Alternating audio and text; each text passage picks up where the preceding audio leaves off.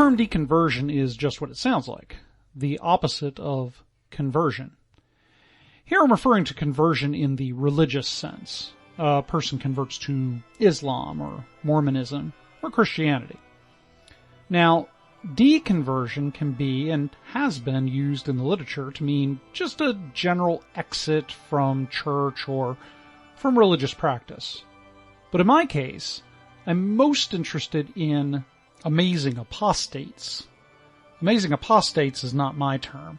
In the literature, it comes from a 1997 study by Altmaier and Hunsberg, in which they study people who make a 180-degree turn, either from atheism to Christianity, which they call amazing converts, or Christianity to atheism, which they call amazing apostates. This terminology by Altmaier and Hunsberg has more or less been adopted by the research community in conversion and deconversion ever since. But in the literature, it is used to signify a person making a 180-degree turn from Christian to atheist. To give somewhat of a modern example, I'll refer to the case of YouTube talk hosts Rett and Link from the YouTube show Good Mythic Morning. A few years ago, this comedy duo took time out on their show to do a two-part presentation talking about their years in ministry and how they both gradually convinced themselves that Christianity was untrue, ultimately becoming atheists. Other examples that are modern, along the same lines, include the former contemporary Christian musician John Steingard, or former Christian musician Marty Sampson, both of whom came out and publicly announced that they had become atheists. To give you something of a timeline leading up to the current course of investigation, we'll start in the pre-2000s. During this period of history, America was majority Christian, and even non-Christians wouldn't generally have described themselves as atheists. Atheism was largely relegated to the arts and the academy. But in 2001, a terrorist organization hijacked a few airplanes and destroyed an American landmark, and the world changed in a lot of ways. The terrorists said to be responsible for this act claimed to have ties to Islam. And to a lot of people, religion suddenly seemed very dangerous.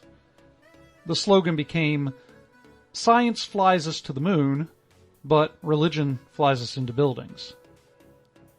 After all, if your actions are done on blind faith, you'll be gullible enough to do anything your religion tells you, right? Or so the line of thought went.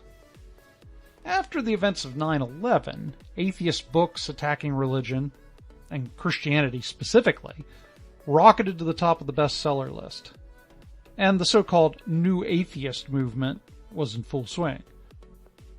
Now, this is significant because prior to the New Atheist Movement, atheism was not a viable option on the table for most people in America. Yeah, some people claimed to be atheist, but there wasn't much of a community for them, and it seemed very niche. Now, atheism was becoming mainstream, and as a result, more people began jumping ship for atheism. Prior to this point in history, the work done on deconversion to atheism was almost non-existent.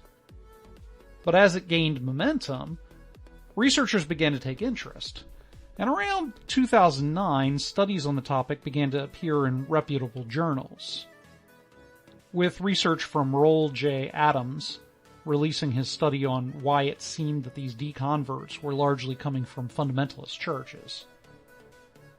Most of the earliest research on deconversion aimed at answering the question, why do people deconvert? The research along this line has largely identified the same three features. People deconvert for intellectual reasons, meaning they identify scientific or philosophical problems with religious ideas.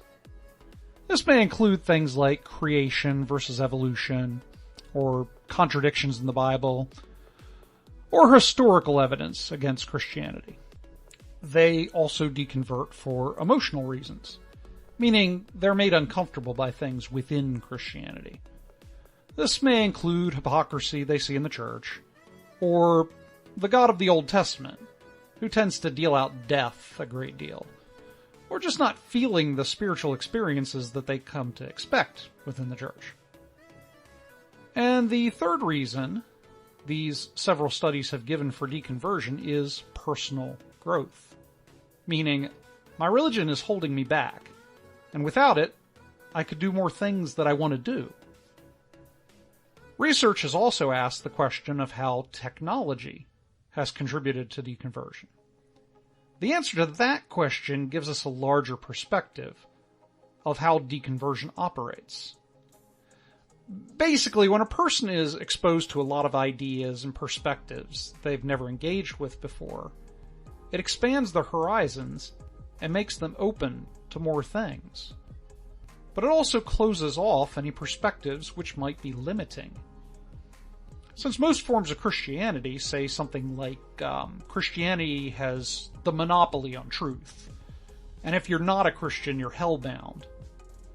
This makes Christianity limiting and uncomfortable when you want to meet a lot of people on the internet or college campuses, or anywhere else, and they don't share your views or values, but they seem like perfectly nice people.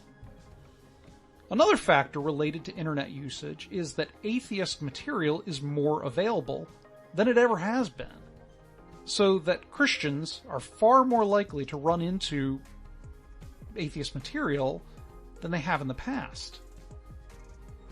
Research has also looked into personality as it relates to deconversion. The question being, are certain personality types more susceptible to deconversion? And do personalities change after deconversion? In answer to the first, findings suggest that people who are open to new experiences are more likely to deconvert. In answer to the second, research suggests that whereas your personality is more likely to change after you convert to religion, your personality is more likely to change before you deconvert from religion, suggesting that deconversion is a process which begins before you're aware of it, or at least before you make a formal declaration that you've deconverted. Possibly one of the most visible people in the area of deconversion research is Dr. John Marriott, who did his doctoral dissertation on the subject.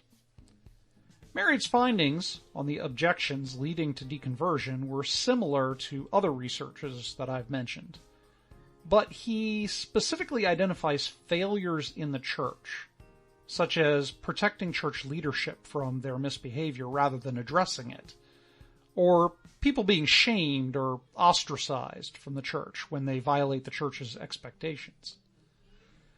Marriott is probably also the only researcher I've read who developed a stage model of deconversion, with his first stage being crisis, meaning a person has a problem.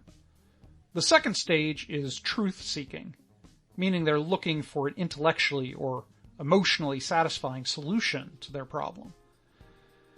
Then Marriott says the person makes an attempt to hold on to his or her faith before becoming agnostic, meaning I don't know what the answer is. And after agnosticism, they finally deconvert. Another subject of interest for deconversion researchers has been the fallout that follows deconversion. This is something that John Marriott looked into in his dissertation, but it's also something that other researchers have been looking into as well. Now, it's been a trope for many years that places like Jehovah's Witnesses and Mormons tend to have this sort of shunning that they do of friends and family when the person leaves the church. Unfortunately, this kind of shunning is not unusual among Christians as well. Now, I don't think that shunning is part of a standard doctrine of Christianity. It's just an effect it has when somebody that you're very close to suddenly leaves the faith. In other words, you have no idea how to act around them. You have no idea what they believe. And in this sort of us versus them mentality that you have within church versus the secular world, this person who used to be one of us kind of transitions into a them mentality. And thus, a person who exits the church ends up losing their community. And then there's this sort of exhausting search for some place to fit into after they leave the church, which, as you might imagine, has some very difficult repercussions for the person. And therefore, there's an emotional problem because there's an identity crisis that occurs with the person, but also an identity crisis that occurs with friends and family. Now, one of the most interesting pieces of research that I've seen from this is a researcher who did his research in the so-called Bible Belt, where Christianity is the sort of default religion, and most of the fallout that you see where people deconvert into atheism occurs within these highly religious fundamentalist areas. And his research was if he could restore the bonding of family and friendship by a mutual appreciation of sports. So, interesting research topic, probably not mainstream to the category of deconversion in general. More mainstream, however, is the idea of biographical reconstruction.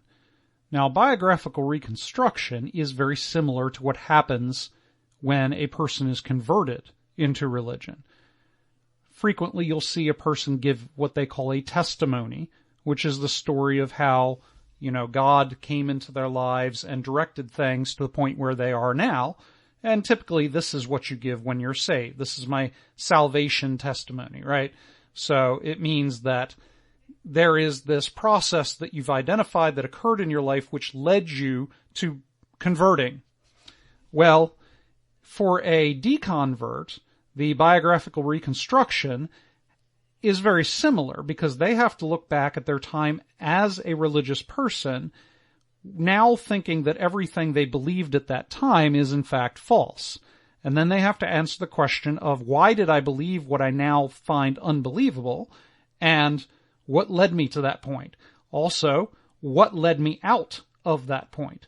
And so biographical reconstruction both answers the question of how is it that I believed these things which are false, and how is it that I came to understand they were false and remove myself from the religion?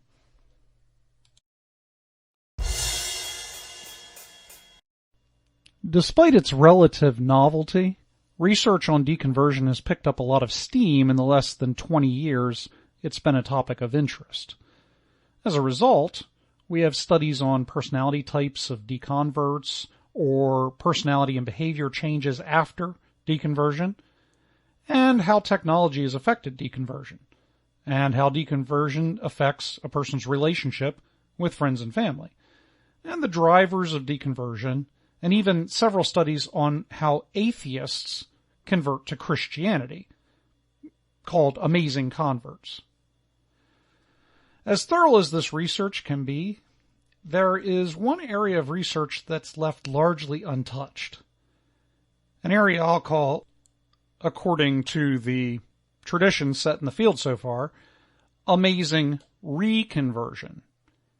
Here I mean when a person goes either from being an atheist to becoming a Christian, then back to atheism, or a person who goes from being a Christian to becoming an atheist to becoming a Christian again. In other words, we've thoroughly studied religious conversion and deconversion. Maybe it's time to look at the phenomenon of reconversion.